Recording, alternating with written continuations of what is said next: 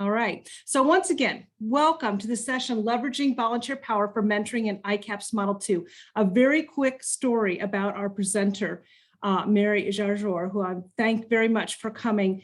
Mary reached out some months ago and asked, hey, is anybody doing an ICAPS mentoring program where they're bringing people at the end to actually mentor their students? And we've done mentoring in the Transitions Academy, program to program mentoring. And it was such a great question that she had. And so I reached out to the ICAPS Learning Community listserv and just said, hey, is anybody doing this? And the resounding answer was, wow, that's a fabulous idea, but no, we're not doing it. So Mary, kudos to Mary, just said, okay, well, we're going to do it. And so, of course, when you do something fabulous, we like to highlight that at the Transitions Academy. So then Mary also agreed to come here and to present for us today. So let me mute myself, turn my camera off, and turn it over to Mary. Thank you very much, Sarah. Thank you also to Tara Schwab and Tara and Sarah and their teammates for all your support over the last couple of months and for the opportunity to be here today. And thank you to everyone in the audience for spending part of your morning with us. We know that your time is valuable. And so I just want to start with a note of gratitude for your choice to come and listen today to our progress with volunteer mentoring in an IET program. So I just want to highlight one thing before we move to the next slide, and that is that we are a CBO, and so we have an ICAPS Model 2 that leads to an industry recognized credential, and we principally target advanced level ESL students. Next slide, please. So who are we? I know I see familiar names and faces in the audience, and also those of people, colleagues who I don't know yet. So as Sarah said, my name is Mary Jarjour, and I am part of the College and Career Pathways team within Refugee and Immigrant Community Services at Heartland Alliance. We're based in Chicago on the north and northwest sides. And as mentioned, I'm going to be sharing about our Model 2 ICAPS IET, talking about the strengths that we observed within our program and how we are attempting to leverage them, as well as the challenges faced by running a Model 2 within a community-based organization and targeting ESL students. I'll mainly be talking about our volunteer mentoring initiative, which just got rolling over the summer and is now in sort of a intermediate phase, I guess you could say. Next slide, please. Thank you. So what is our ICAPS IET? Well, we give students the opportunity to choose between I should say one of three specializations. So they can study medical interpreting, and that is obviously for students who are extremely fluent in 2 or more languages. The main language combinations are French, English, Spanish, English, and Russian and English, along with Arabic and English. That describes the language abilities of most of our students. Then we have a child daycare specialist certificate, which is a very basic early childhood education professional certificate. And finally, we also offer a Microsoft Office specialist certificate. So when students enter our ICAPS IET, we ask them to choose from one of those three. Next slide, please. So a little bit about our students. As mentioned, we are on the north and northwest sides of Chicago, and we target adult refugees and immigrants. Heartland is also a refugee resettlement agency.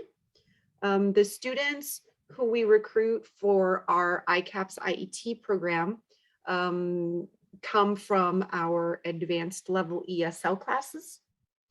We ask that they have a high school diploma already or a foreign equivalent. We do assist them to have their high school diploma from abroad translated and then certified so that they can show it to employers and say, hey, I do have the equivalent of a US high school diploma. We think that that is a really important step towards employability. When students enter, we do screen them with a mandatory orientation that we're doing either online or in person. And then we administer the TABE 11-12 reading. And in order to be in our ICAPS IET, a student has to score 472 or higher on their pretest on TABE 11-12 reading. We also ask that everybody have access to a computer as well as reliable internet. And in order to facilitate that, we have a lending library of laptops. So a student can borrow a laptop from us. We also ask that students meet pretty rigorous attendance requirements. So we have sort of a contract that we review with students and ask them to sign so that they are fully aware of the attendance commitment. And that commitment covers both instructional activities as well as sessions with our volunteers. Next slide, please. So what's our daily routine look like for our students? Well, the class meets online. Right now, we're still fully online because of very, very, very strict and limiting capacity caps in our facility. And also because students indicate that they want to be online, it's easier for them to have access to our programming if we offer it online. So we do hold our sessions online for 2 hours each day on Zoom. We have a morning session and then we have an evening session. So we ask that students commit to being either a morning student or an evening student. And that the evening session is a repeat of the morning session. When we do workforce preparedness and contextualized ESL instruction, students all participate together as a group, regardless of their specialization that they chose. So for our live class, we offer the ESL instruction and workforce preparedness like resume workshops, SMART goal setting, job interview practice in the form of a mock interview. We do that as a large group. We might do it one-on-one. We might do smaller breakout groups just to try to mix it up. And then finally, part of the commitment is daily homework of at least 1 hour. We meet 4 days a week. So that totals to approximately 4 hours of homework every week for our students. So that's what our program looks like in the day-to-day. Next slide, please. So what do we do in our workforce preparation component? Well, a moment ago, I mentioned we work on SMART goal setting. That's one of the first things we do with students. We also work on some of these other activities that you see here on the right-hand side. we use the Career Foundations curriculum from Women Employed as our guide for our workforce preparation. And I just want to shout out the team at Women Employed briefly, if I can. We find that their Career Foundations curriculum has been a huge asset to our program. We've been using it now for over 4 years. We were using it pre-pandemic in paper form, in person, and now it's been digitalized. And the Women Employed team, especially Sherlandra Brooks and Ann Darnton, have been so supportive. They provide great training. So I would suggest that if your program is looking for a workforce preparedness curriculum, to check out Women Employed for sure. And if you want to reach out to me, I'd be happy to provide like an e-introduction and connect you with them, because we really believe in their resource and the work that they're doing. So in that Career Foundations curriculum, there's exercises like, for example, the elevator pitch. So we work with students to write and memorize a 30-second speech about themselves and their goals that they could then use to network with others. And there's many, many other activities as well provided in that curriculum. Next slide, please.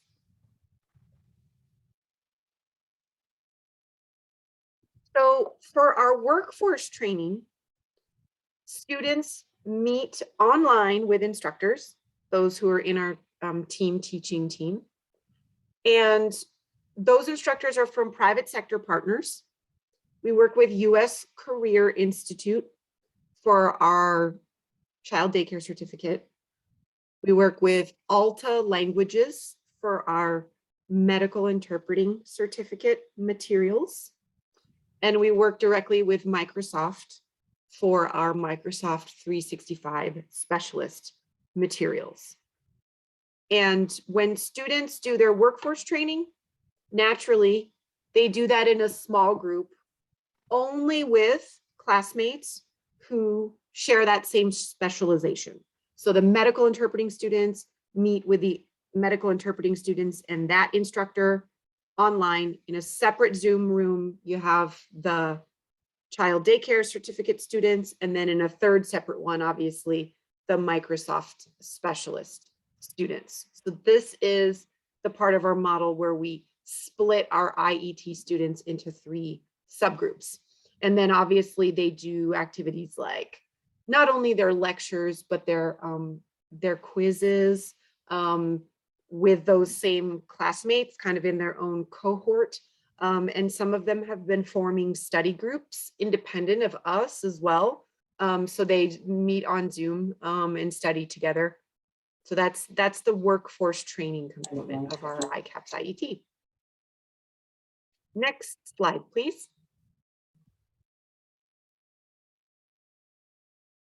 So for our contextualized instruction, we have ESL learners. We also have, they're all advanced level, quite advanced. We also have some learners who came here as children or teens, and they're really not ESL learners anymore. But what they tell us is they want extra practice with writing in English, especially professional writing. So we tailor our ESL component of our ICAPS IET to be able to be flexible and responsive to that sort of mixed level class. We work in small groups a lot for that reason. There is a big focus on reading and writing for everyone. Most people conversationally are pretty fluent when they enter this program. And we use a tool called TABE Academy from a vendor called Essential Education that students can use independently to support their language growth and development. And they take a pre-assessment when they start using that software so that the exercises that they're working on in their small groups or when they do independent work are tailored to their level. That's one way that we sort of meet that multi-level challenge. Next slide, please. So what does our schedule look like? As mentioned before, we meet 4 days a week. We are on a semester schedule currently. So we have obviously 2 semesters in the year. The morning classes meet from 9 to 11. And then that same session repeats in the evening from 6 to 8. So this works nicely because students who are working during the day can join the evening session. We simply ask that students choose the schedule that works best for them. Next slide, please. So what are the challenges in a Model 2? So as a community-based organization, you're working with ESL students. No doubt many of these challenges are familiar to those of you in the audience. Within, I think all of our contexts, whether we're at a community college or a community-based organization, we recognize the challenges that come from limited resources. At a community-based organization like ours, even though we're sort of a large community-based organization, we still do the lion's share of our IT troubleshooting ourselves. Just like you, we're responsible for recruiting our own students. So we manage our own, social media presence. And so that's something that our teaching team does. We're a 4-member teaching team, small but mighty team. So we handle a lot of the sort of tech issues, the recruitment, the practical side of things on our own with, limited time as well as monetary resources, because of course, we're a small team and we have a certain outcomes to meet a certain number of students that we need to serve simultaneously. So we find that we have to communicate often. And so we use shared platforms to do that. And the other challenge that we find is that we've modified our screening mechanisms several times since we started running this ICAPS IET. And even with screening mechanisms in place, we find that the course material at times can still be really challenging for our advanced level ESL students. I mean, it's just, there's still going to be vocabulary in there that is challenging for them to learn, and that it's not 1 or 2 new words a day, it can be several. And so we are constantly looking for ways to provide individualized support to our ESL learners, because we firmly believe that they can do this with the right support and the tremendous motivation that they're already showing. Next slide, please. So we took a good look at our strengths as an ICAPS IET program. And we find that the offering of both AM and PM options is a major strength in terms of recruiting students into our program. Flexible scheduling. If somebody needs to switch to being a night student with us because they were unemployed when they joined and then they got a job, that's completely fine. We don't have a lot of time-consuming steps, like lots of paperwork that we ask them to fill out in order to change from the morning to the evening schedule. And we also try to keep our registration and enrollment procedures as streamlined as we can, while still meeting all of our ICCB requirements. Another strength is our philosophy of care, which at Heartland encompasses a strengths-based philosophy. It essentially means that we recognize that our students bring a lot to the table.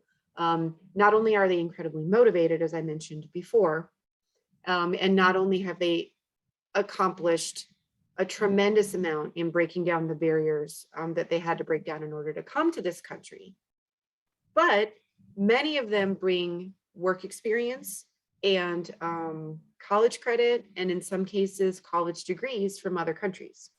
So we acknowledge that there's a lot that they can already do. And in our actions and in our words, we focus on what students can do and build from that rather than focusing on what they can't do. Finally, our program has a culture of volunteer support. So we have a very robust volunteer pool, and we have for some time. We have dedicated volunteer coordinators who recruit volunteers, onboard volunteers, and support them every step of the way.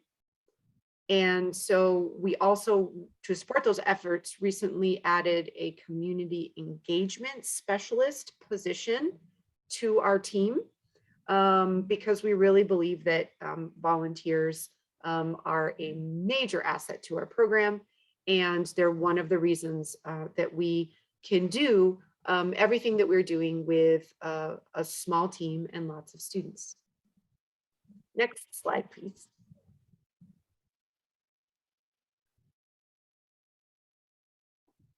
So despite all these strengths, we identified a problem or a challenge, I guess you could say,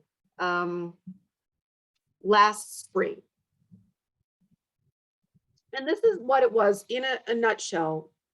We knew that we're a small team. We're likely to stay a small team because of limited resources. And we regularly survey our students to get their feedback about our program.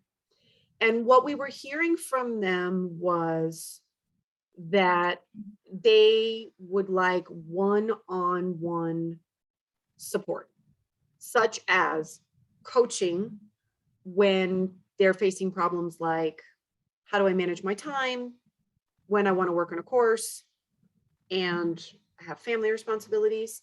You know, we cover that in class, but many of our students were saying, you know, they would really like the opportunity to have a built-in weekly or bi-monthly interaction with someone one-on-one who they can trust to share personal things with and get some, you know, extra motivation, some coaching, some encouragement, some reminders of what it means to have a growth mindset. You know, the idea that we learn at all ages. And also students were saying that they wanted to network more within their field of choice. And so because our team is small and we mainly touch on these topics in groups, but students were telling us they needed something individual, we started looking at our strengths and asking ourselves, how could we provide this individualized one-on-one coaching service to our students? So enter our volunteers. Next slide, please. So we started brainstorming what the structure of a volunteer mentoring setup would look like. So we knew a couple of things that we wanted, and we knew we had to have a specific list of what we wanted this program to do for our students.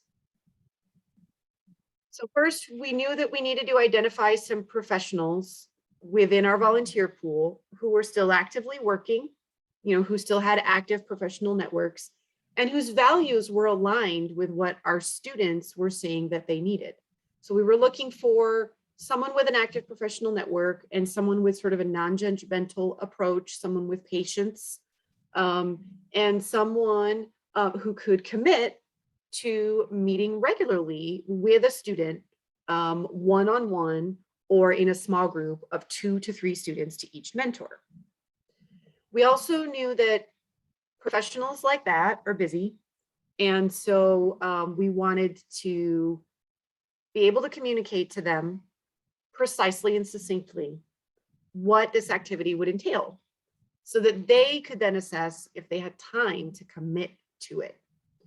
So we wrote a job description for the position of volunteer mentor. And then we distributed it among our network, and key individuals in our network who we knew know a lot of other people, we did a one-on-one call with so that they had a chance to ask questions about the job description before then sharing it with like 10 or 15 people that they knew, for example, like posting it at their own company. We wanted students to be familiar with our mentors because we knew that this is a trust relationship that we're setting up, and we could imagine that students might feel a little odd about meeting with someone who they had never seen before and never talked to. So we started to, once we started getting replies from interested volunteers, we started thinking about ways that we could introduce them to our students and kind of make them a familiar face within our program. So it wouldn't feel to students like they were being, connected with a complete stranger.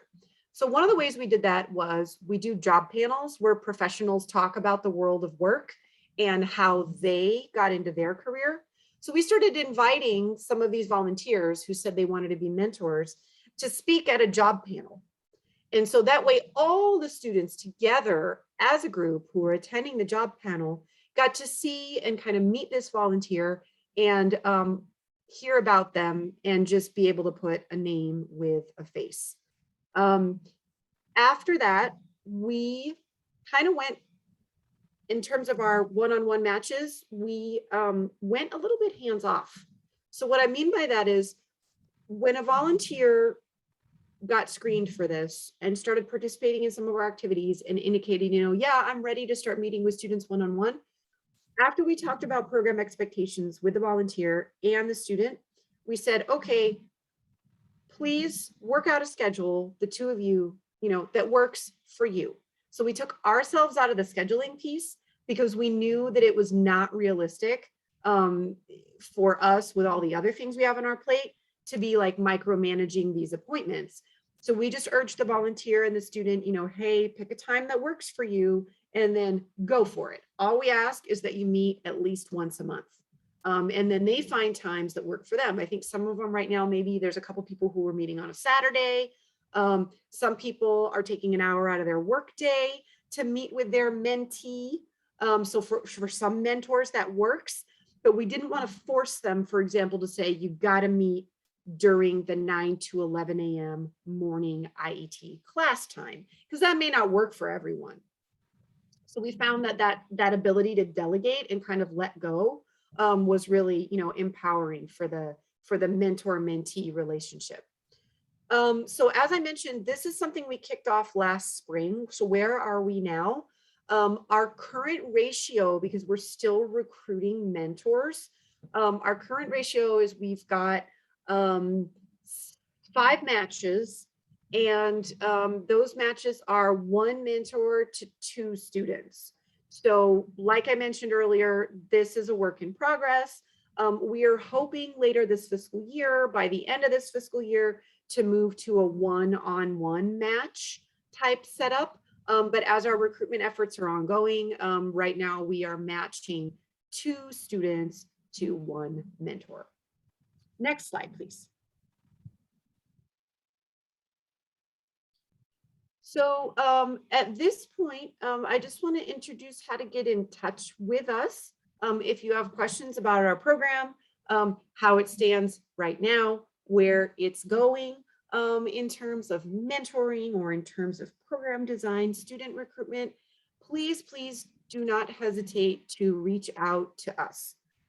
We have a catch-all contact email for program inquiries, and you see it there on your slide in front of you. It's velt@heartlandalliance.org. I monitor that inbox, and if I'm not able to answer your question right away, I will commit to working with my team to find someone who can. I'm also sharing those QR codes.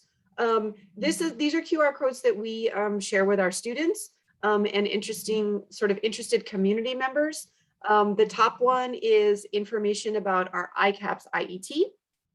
And the second one is a code that we share with students or community members who would like a transitions appointment with one of our transition specialists. And those two staff members are on our ICAPS IET teaching team, and they are the ones that can best advise students or prospective students about all the options within both our ICAPS IET as well as our ESL and citizenship programming at Heartland. Next slide, please. So that's a lot of info from me coming at you. I'm going to stop talking now and would love to hear your questions and thoughts, either by unmuting yourself or in the chat. I see some questions are coming in to the chat already.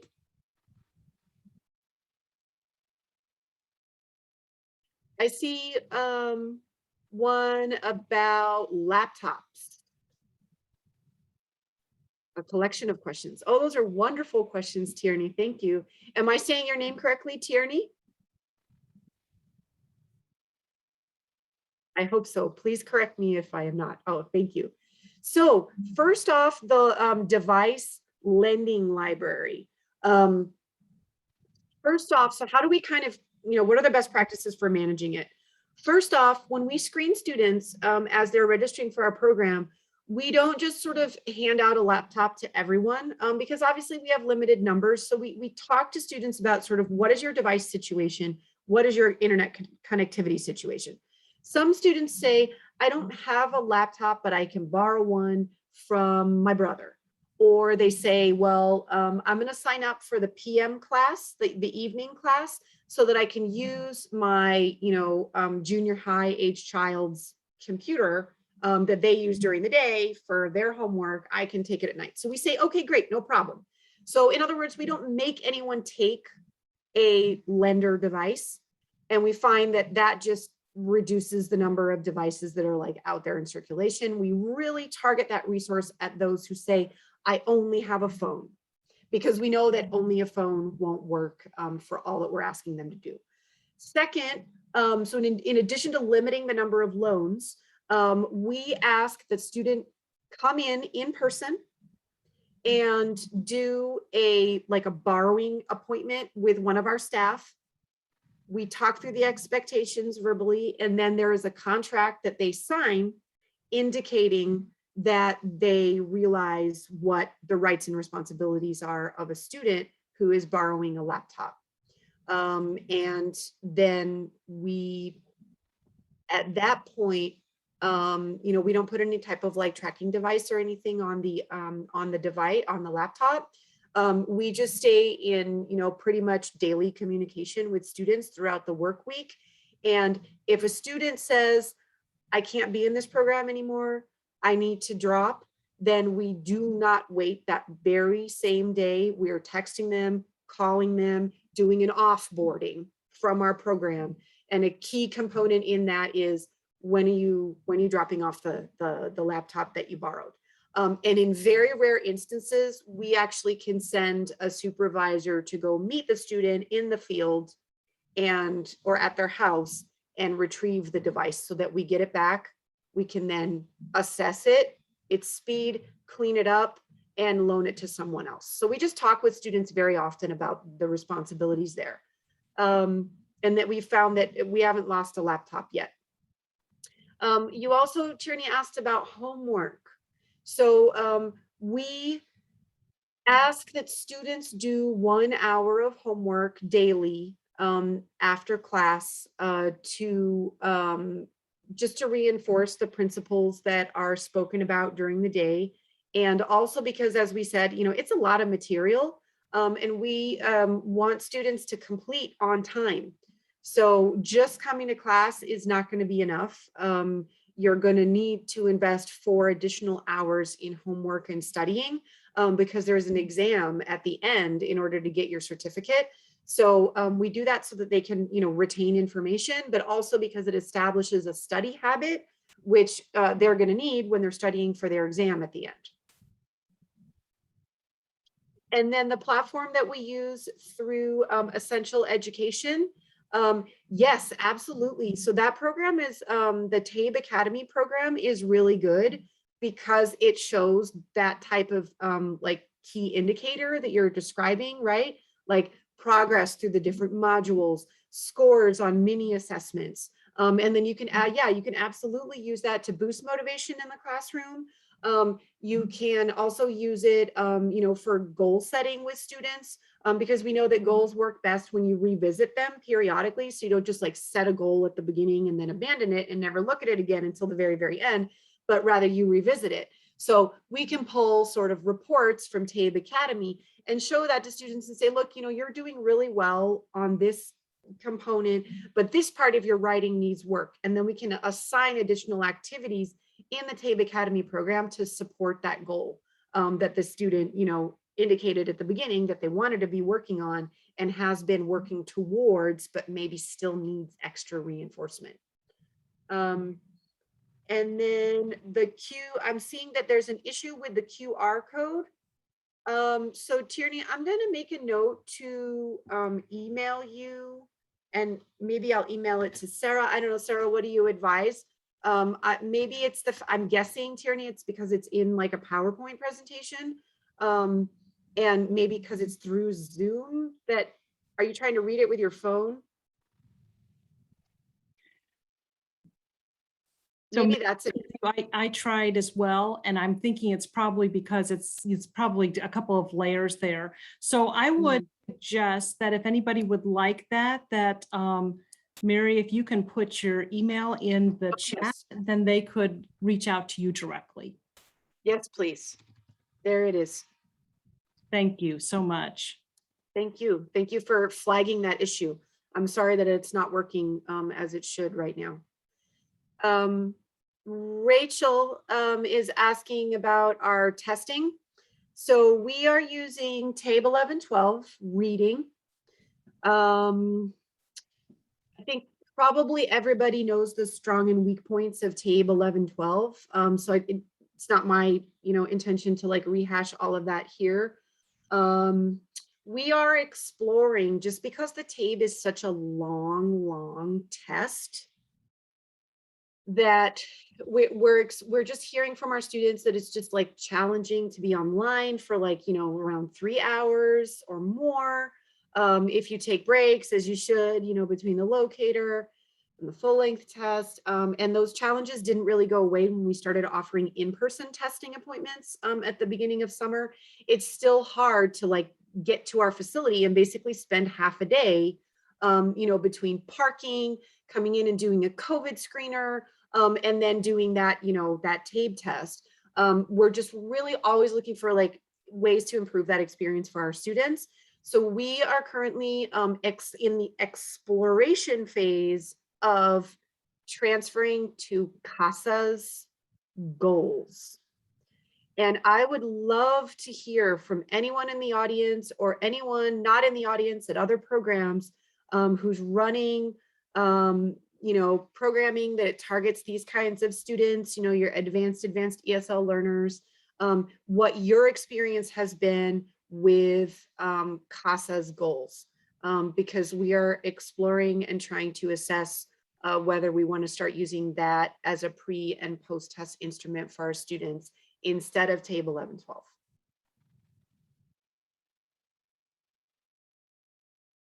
Do we have a tool for vetting our potential volunteers? And what initial and ongoing training do we take them through? So we are very fortunate to have an existing position. Actually, we have 2 volunteer coordinators on our team. And one of those roles is vacant because that person just got promoted. So I'll take this chance just to do like a quick plug. Heartland is hiring for a volunteer coordinator. So if you know anyone who is interested in teaching an ESL class, and it is a full-time position. So there's like one class to teach, which has typically been an ESL class, and then you're a volunteer manager as well. if anyone's interested or knows anyone interested in that role, you can reach out to me at that email in the chat. But why that's connected to your answer, Mike, is because those volunteer coordinators really take the lead on vetting as well as onboarding and training our volunteers. So we have a screener tool that is set up that's like used by Heartland across all of Heartland programs that work with participants age 18 and up that we use to like screen volunteers. There's a separate instrument that would be used to work with to screen, you know, anyone having contact with minors. We obviously use the first one because everyone in our program is 18 plus. And that's kind of a strength of our program because we're sort of embedded in a larger social services organization. That instrument was already available to us. So we use that to screen for basic eligibility. And then we also use that job description that I was talking about just to kind of check expectations of a volunteer when they first say, hey, I want to be a mentor for one of your ICAPS IET students. We do review that job description with them and say, you know, this is what we're sharing with volunteers. Like, are you okay with every single one of these? And that's kind of, you know, it's an investment of time on the front end. And yeah, we could be spending that half an hour, you know, doing something else. Certainly we could. But here's the thing. We find that investing that 30 minutes with a volunteer when they first express interest, you know, certainly screening them, but also just making sure that they are cool with the expectations saves time later on down the line, because then you don't have, you know, you just avoid confusion, decrease, you know, ambiguity around the role. And everybody kind of knows, you know, what's expected of them, student as well as volunteer as well as staff. So we talk a lot about roles with the volunteer and who does what. And that's all within that initial onboarding. The way we onboard our volunteers, you know, I mentioned it a moment ago, it's kind of time intensive. There's these, you know, screening components, kind of mini interview, and then we use adult volunteer literacy training that we get from the Secretary of State's office. We also have an adult volunteer literacy program that's funded through the Secretary of State's office. So there's a lot of best practices from that program that we use to inform our ICAPS IET volunteer mentoring program, including some of the training that's provided on the Secretary of State's website. So that's like a 8-9 hour set of modules, and we do expect all volunteers to complete them before they begin working with students. And in addition to that, there's a final training session about what's ICAPS IET, what are we teaching, and who are our ICAPS IET students. So it's a lot. It's a big time commitment that we ask of staff and volunteers. But again, we find that it pays off later on down the line.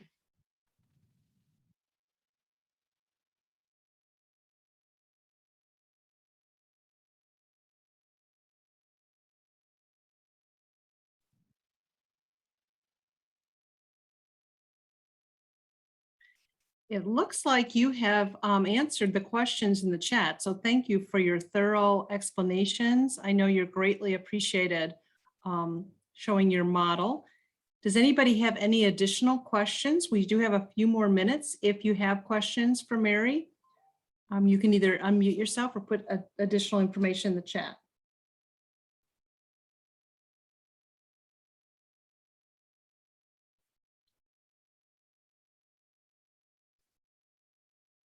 As I mentioned at the beginning, all of the sessions are recorded, and this one, along with all the others, will be available. So if you want to go back and listen once again to what Mary shared, thank you, Mary, for generously putting your email in the chat. So if people want to, you know what, let me, if you don't mind, I'm going to copy this and put it.